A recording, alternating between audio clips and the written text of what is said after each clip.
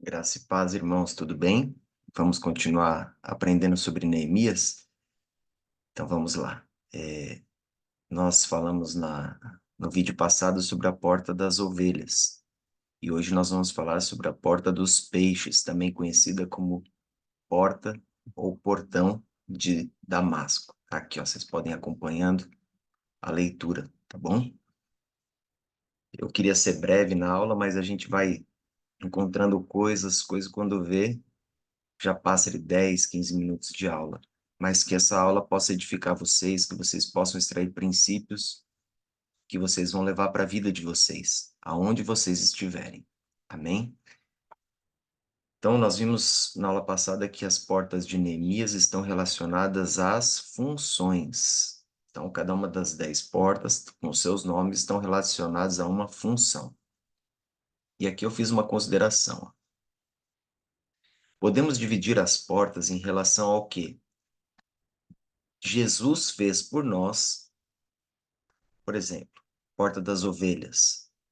A gente viu que simboliza a cruz. Então, relacionado ao que? Ao sacrifício de Cristo. A porta dos peixes, que virá agora, fala de provisão. Então, a gente sempre vai relacionar a função. Podemos também dividir as portas em relação ao que Deus espera de nós. Por exemplo, na porta das ovelhas, o que nós respondemos a Jesus, ao Pai, ao Filho, ao Espírito Santo? Ele deseja que nós entremos por ela, respondendo ao Evangelho, né? João 1,12, ele falou o quê? Que ele que deu-lhes o direito de serem filhos, todos os que aceitam o seu sacrifício. Então, ele espera que nós decidamos por entrar por essa porta. Porta na Bíblia indica local de decisão, de acesso, tá? Por exemplo, a porta dos peixes, em relação à nossa resposta. Em relação à nossa resposta para Deus é o quê? Que nós venhamos a dar frutos, e frutos com perseverança, frutos que permaneçam e assim por diante. Então, eu já trouxe uma forma pela qual nós podemos ler o livro de Neemias, no caso, as portas, sendo, primeiramente, aquilo que Deus, através de Cristo, fez e faz por nós ainda hoje, e a nossa resposta, o que nós respondemos diante da obra de Deus Pai, Deus Filho e Deus Espírito Santo, certo? Ora, nós podemos dividir as portas de Neemias também de uma forma sequencial, como um caminho, um itinerário a ser percorrido dentro da vida cristã. Nós nos tornamos o quê? Filhos, ovelhas, com a primeira porta. Segunda porta, a porta dos peixes, nós vamos sair para evangelizar. Ou aí você vai para a terceira porta, Porta Velha, ou Gesana, ou do Bairro Novo, enfim, indicando que nós vamos avançar para novos territórios, ou avançar em áreas dentro das nossas vidas. Então, você tem sempre que ver, falar assim, ó, eu estou fazendo uma leitura, de que forma eu estou lendo o texto? Do que Deus fez por nós. Primeiro é sempre o que Deus fez por nós. É na vertical. Depois, na sentido contrário, da terra para o céu. Como eu respondo para o Senhor?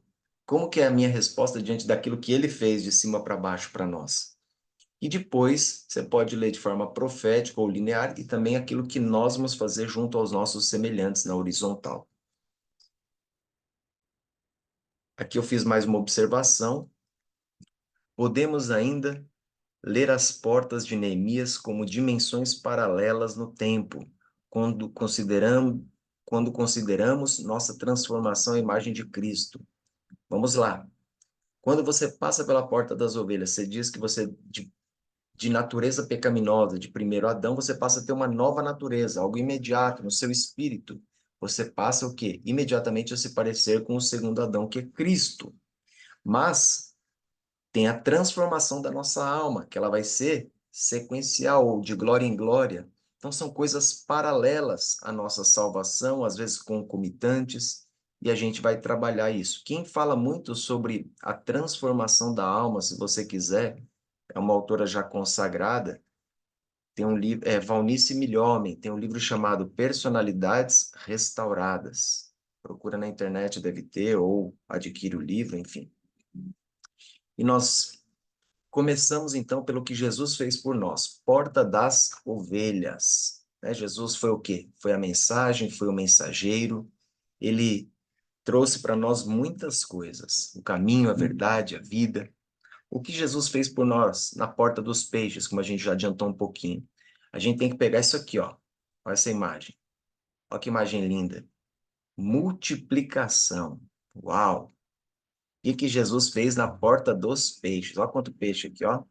Declara sobre a sua vida, sobre a minha, uma colheita abundante, né? Isso é interessante, porque é o Senhor que nos dá fruto também. Conforme nós permanecemos nele, ele poda, apara, para que dê mais fruto. Então, que você seja submetido aos processos do Senhor, seja também podado e dê muito fruto, em nome do Senhor Jesus. Então, primeira coisa da porta dos peixes, traz dois significados. Primeiro, multiplicação. Segundo, transformação. Multiplicação e transformação. Multiplicação por quê? De um pão que foi partido, no caso, estou falando do que Deus fez por nós. Jesus é o pão da vida, amém? Então, de um pão que foi partido pelas nossas transgressões, aí é 53, agora somos milhares e alimentamos a milhares. Né? Jesus falou, todo aquele que tem sede e fome, vem a mim e beba de graça da fonte da água viva, Apocalipse 22, 17. E assim, aqueles que se achegam a nós hoje, eles recebem o quê? De graça da fonte da água viva, basta querer, João 1, 12. Então, ele recebeu Jesus, recebeu da nossa vida natural, o quê? Espinhosa, pecaminosa, nossa vida natural de pescadores, se a gente olhar para a vida dos apóstolos, dos 4 primeiros que ele chamou, e nos transformou em uma vida espiritual, uma vida de pescadores, até vou por aqui, ó, de homens. Portanto, a porta dos peixes vai indicar transformação da nossa natureza, nosso interior. Nosso interior era seco, agora flui rios de água viva. Antes andávamos buscando as coisas da terra, agora o que a gente busca? As coisas dos céus. E a ideia de multiplicação. Todos que entram pela porta das ovelhas têm como sequência da parte de Deus uma provisão sobrenatural. E isso eu não estou falando só de dinheiro, tá? Provisão, ela é mais ampla do que a nossa mente humana. Provisão indica todas as áreas, ampla e suficiente provisão, da qual ele mesmo se encarrega. Tá? Vamos falar sobre a área alimentar natural. Veja o milagre da multiplicação dos pães e peixes. Sobravam sempre, sempre que Jesus multiplicou pães e peixes, sobravam sempre cestos cheios. Uau! Indicando que a provisão dos céus, além de nos saciar, além de saciar aquele que nos ouve, ainda nós estaremos com os nossos cestos, as nossas vidas, o nosso celeiro cheio. Oh, glória! Vamos lá. Lembram João, capítulo 1? Jesus disse o quê? Que ele era a vida, né? Ser o autor da vida. João 2, ele ensinou sobre o casamento que haveria de vir entre a igreja, chamada noiva, e ele.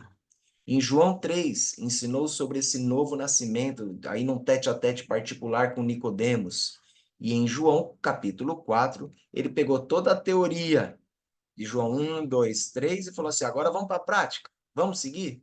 Ó, ide, mas antes de eu mandar você, eu vou demonstrar para você. Jesus nunca manda alguém fazer algo que ele não tenha feito antes. Então, em João 4, ele ensinou sobre a fome e sede do reino, como está aqui para vocês, ó, que é fazer o quê? A vontade do Pai. Uau! Deixa eu ver se eu consigo aumentar a tela para que vocês possam enxergar melhor.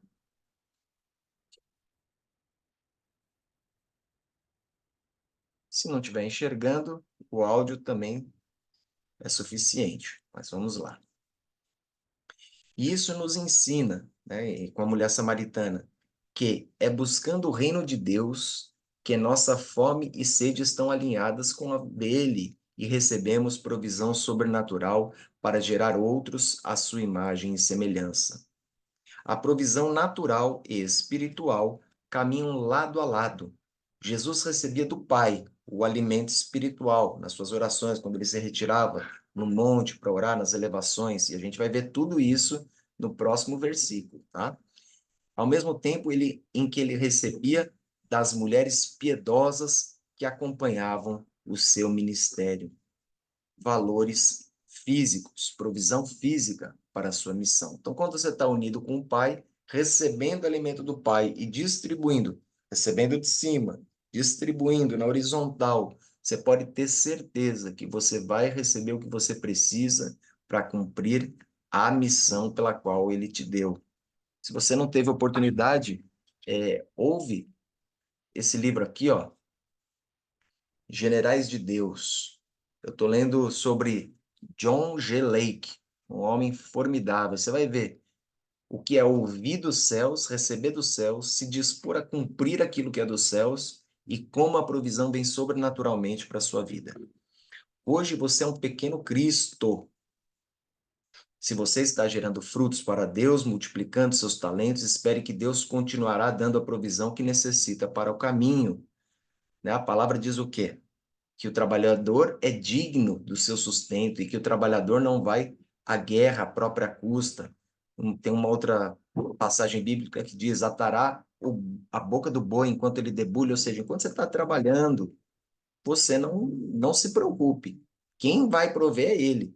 Por isso que se eu saio, uma vez eu fui sair para fazer um evangelismo e falei assim, ó, o senhor me mandou ir, eu vou levar dinheiro. Eu deixei a carteira em casa. Falei, não, se ele me mandou, ele vai prover. O que que eu fiz? Cheguei lá, primeira pessoa que eu pedi, falei assim, olha, estou indo fazer um... Você pode pagar a passagem para mim? E não expliquei o motivo. E a pessoa falou assim, ó, olhou de cima e embaixo, falou, esse playboy aí, e olhou o tênis da ASICS.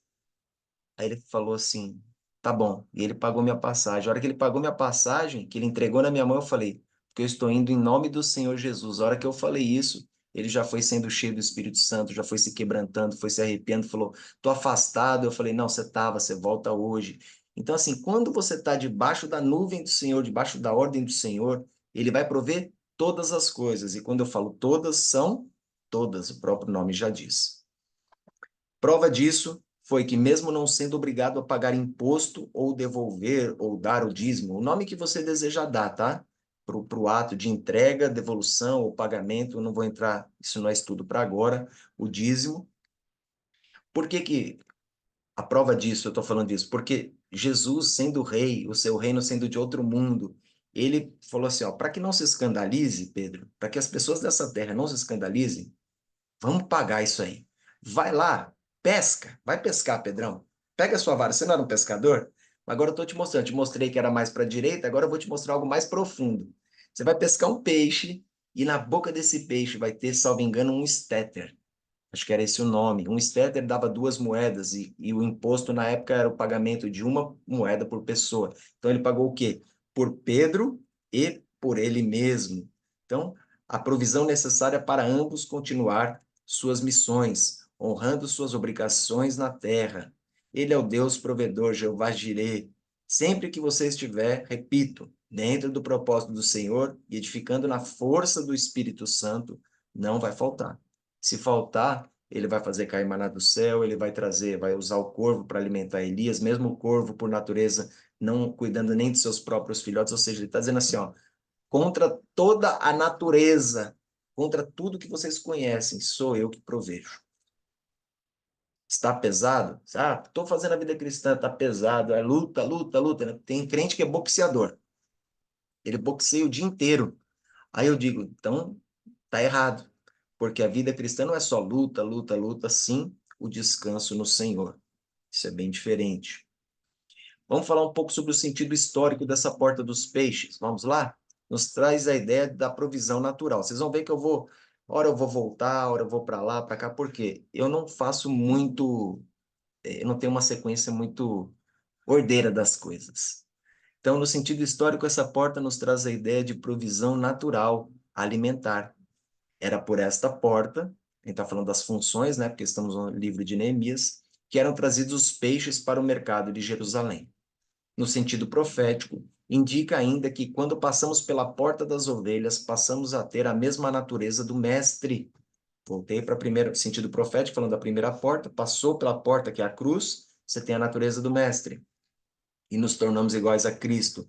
E a segunda porta, a porta dos peixes, sim, estou falando de sentido profético agora. Quem é peixe? Vidas, almas. São elas que nós vamos o quê? Evangelizar. A gente falou que Jesus mandou Pedro pescar um peixe, e na boca iria encontrar o recurso. Ele estava falando o quê? Ele falou assim, olha, faz o que eu estou te falando, continua comigo, faz o ID, que o que você precisa? Se você buscar o reino de Deus, Mateus 6,33, todas as coisas vos serão acrescentadas. Tanto que Jesus, para ele foi acrescentado, mulheres piedosas que traziam seus recursos.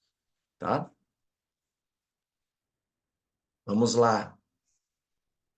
Essa próxima porta, vamos trazer para João 4 novamente, para você ter bem claro isso na sua mente e nunca olhar para trás. A mulher samaritana encontrou a fonte da vida. Ah, estou esperando o Cristo. Ele falou, sou eu que digo contigo. Então ela encontrou e ela recebeu daquela fonte de água viva. Quando ela recebe, qual foi o próximo passo dela?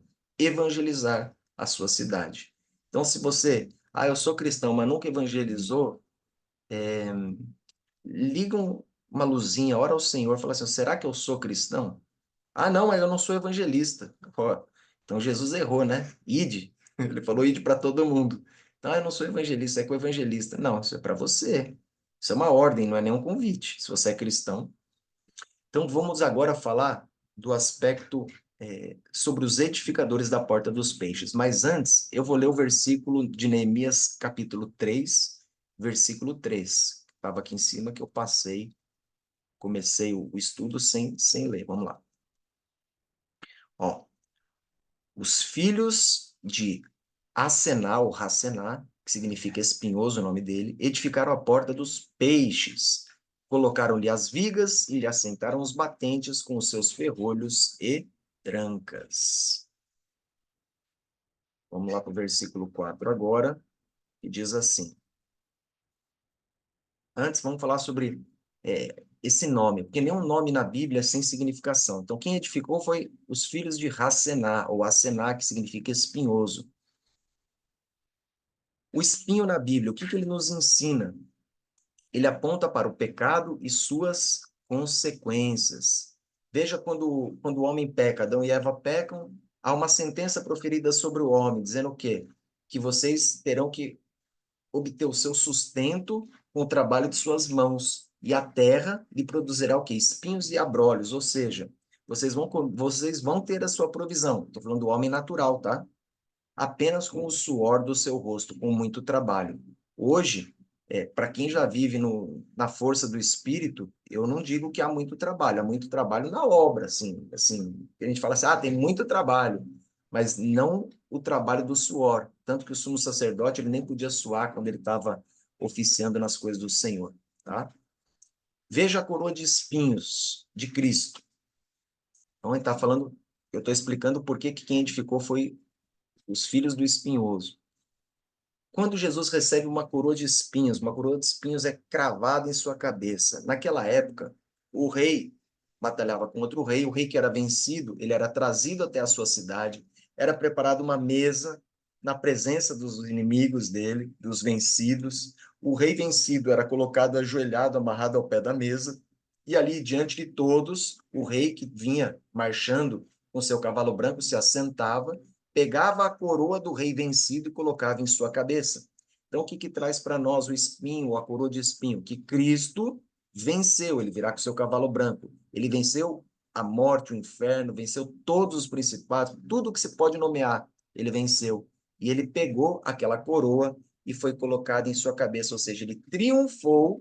O diabo achava que estava derrotando, né? E fazendo o escárnio de Cristo com a coroa de espinhos. Mas Cristo estava dizendo assim, ó, vocês não sabem o que fazem, mas eu sei o porquê que eu permito que essa coroa venha para minha cabeça. Então ele estava vencendo a morte. E a Bíblia diz o quê? Que o último inimigo a ser vencido é a morte. Cristo consumou já, ele já venceu a morte. Tem as chaves, mas eu e você estamos aqui na dimensão do tempo, consumando ainda a nossa obra, vamos chamar assim, seguindo a Cristo e colocando os inimigos à estrada de seus pés até o dia de sua volta. Porque ele aguarda, a Bíblia vai dizer que ele aguarda até que todos os inimigos sejam colocados ao quê? À estrada de seus pés, para que ele volte. E isso é papel meu e seu. Amém.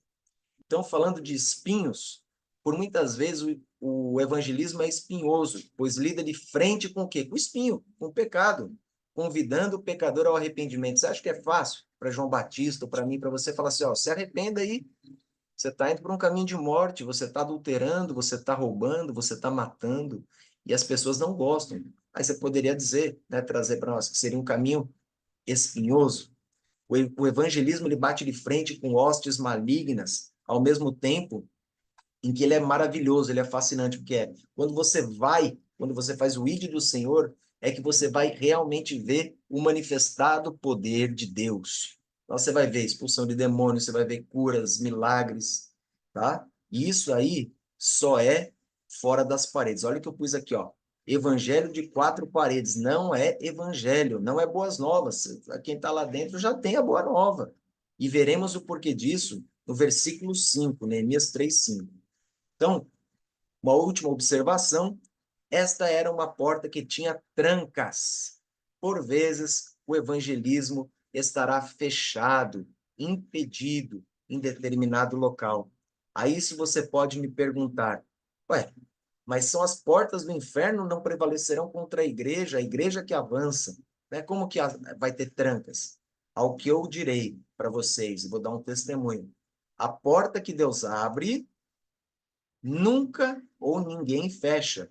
E aqui Deus fecha, ninguém abre. Só um minutinho. Eu vou só fechar uma janela aqui.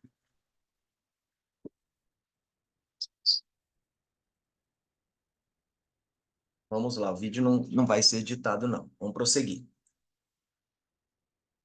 Eu fui colocado na chefia do estado de São Paulo todo de um órgão público. Me tornei servidor, me tornei chefe. E ali no órgão haviam pessoas que queriam que eu não fosse o chefe de todos os servidores. E começaram a tramar para que eu fosse retirado. Um dia Deus me dá um sonho onde a minha chefe natural, né, uma senhora, ela chegava para mim e falava assim, olha, tentaram tirar você, mas eu não permiti. Tive esse sonho. No dia seguinte, ela me chamou na sala dela e falou assim, olha, Jocely, irmão Jô para vocês, né? Tentaram tirar você da chefia, mas eu não permiti. E o que que significa isso? Isso era uma promessa do Senhor para mim. Então, a porta que Deus abre, ninguém na terra fecha.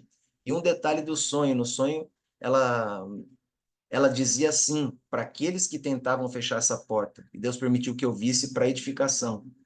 Eu não posso mexer com um ungido do Senhor. Aí eu digo para vocês, você é especial, Jô? Eu sou filho do rei, assim como você é filho do rei, logo você é especial. Especial de querido, guardado, cuidado, precioso, suprido, tudo de bom Deus tem para você. E essa porta dos peixes é porta de suprimento, de provisão sobrenatural, acima do natural. Então, aqui a terra, ela vai responder à realidade do reino. Agora, vamos falar também o testemunho de uma porta fechada. Eu tenho um chamado para pregar em presídios. Eu estava indo na minha força natural, fui conversar, entrei lá dentro, fui conversar com o diretor do presídio, e no dia que eu ia finalizar para entrar com o evangelismo lá, Deus me dá o sonho que eu vinha com o meu veículo e batia diante de um muro, e o carro não passava. E eu acordei e falei, vamos ver o que que é isso. E me dirigi até o presídio. E ali o diretor falou: olha, você não pode entrar. Você é uma pessoa física, você precisa de uma igreja. E a igreja precisa se habilitar como corpo.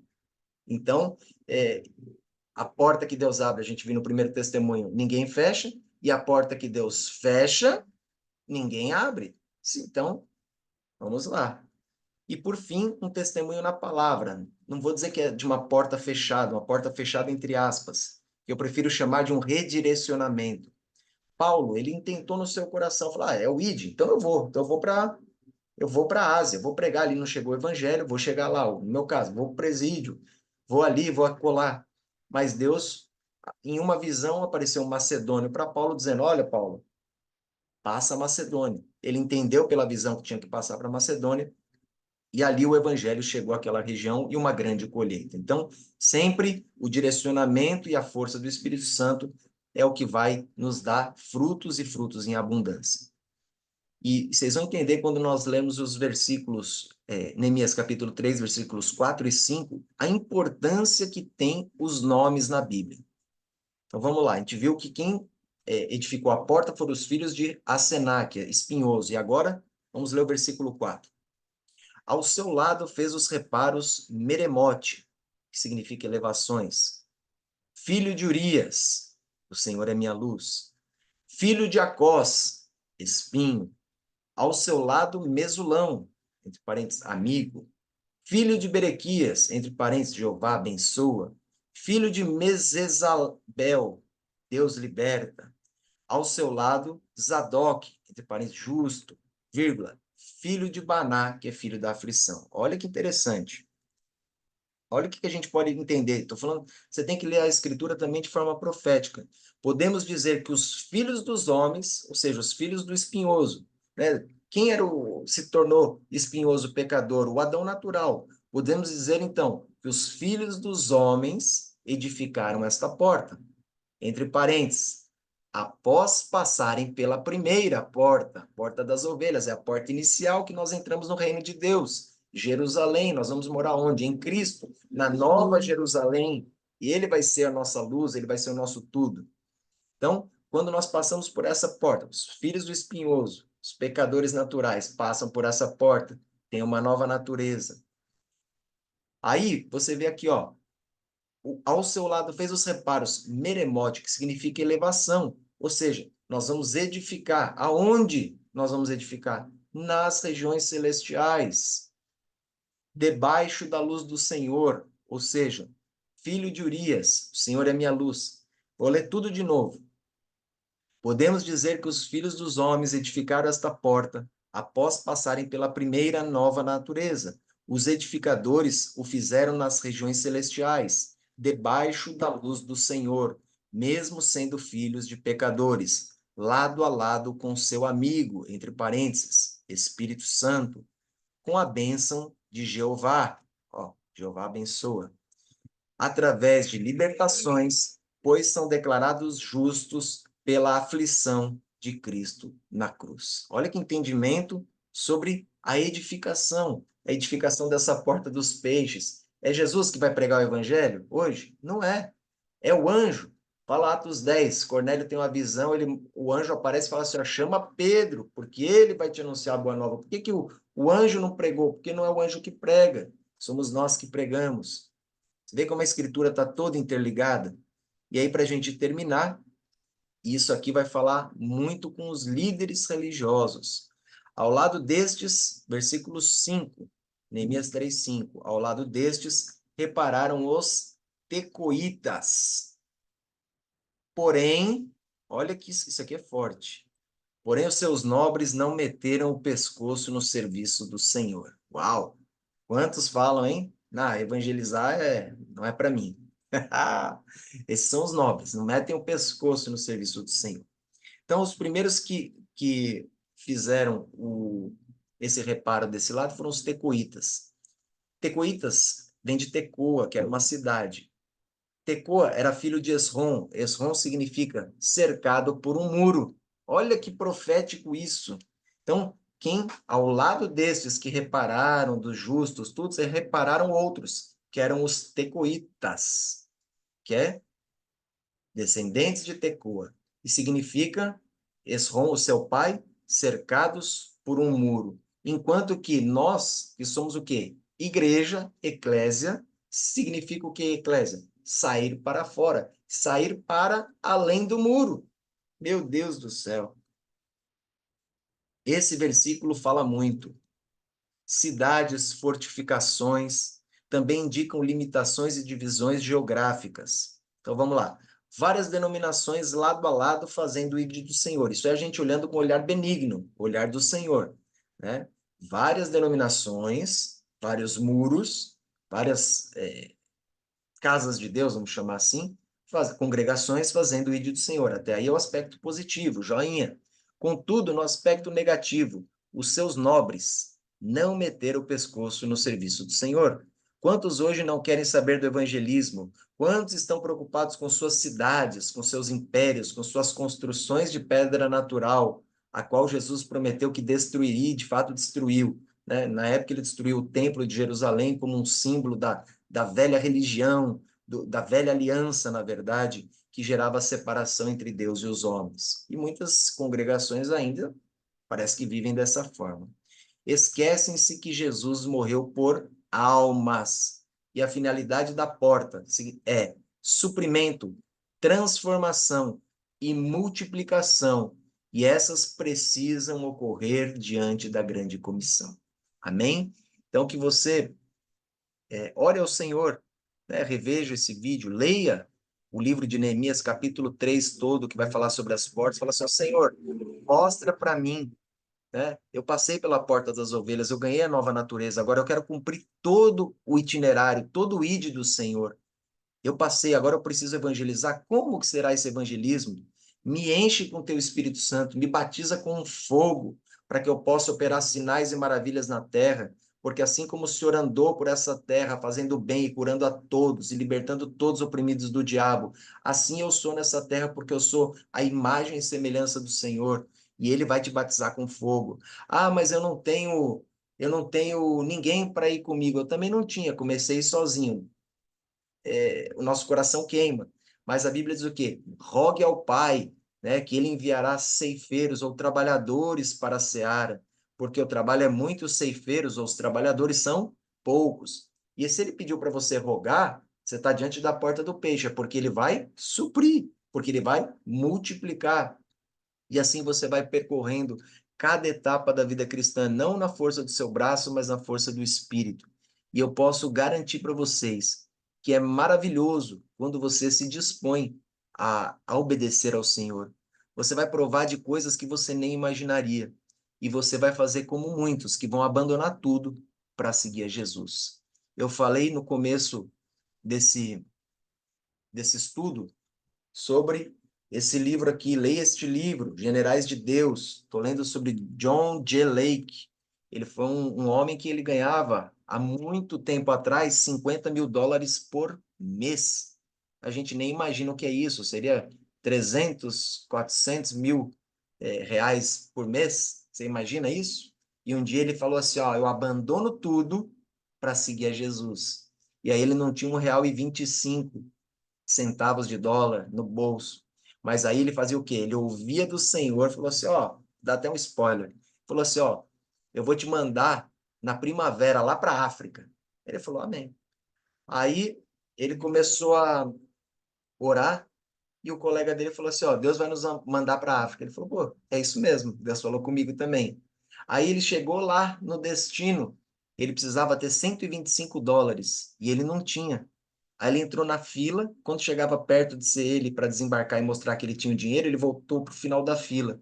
Aí perguntou: o que você está fazendo? Ele falou: não, eu vou voltar até o final da fila, porque se Deus me trouxe aqui, ele vai prover, ele tem que prover. Nisso, uma mulher, Deus tinha levantado uma mulher lá na África, já com um recurso para que ele pudesse entrar, com uma casa preparada. Enfim, isso aí é ser o quê? Guiado pelo Espírito, movido pelo Espírito. Romanos diz que os filhos de Deus são aqueles guiados pelo Espírito de Deus. E assim é sobre nós. Amém?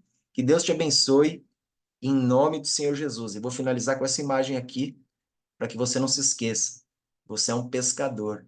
E um pescador frutífero. Não é qualquer pescador. Amém? Que Deus te abençoe em nome de Jesus.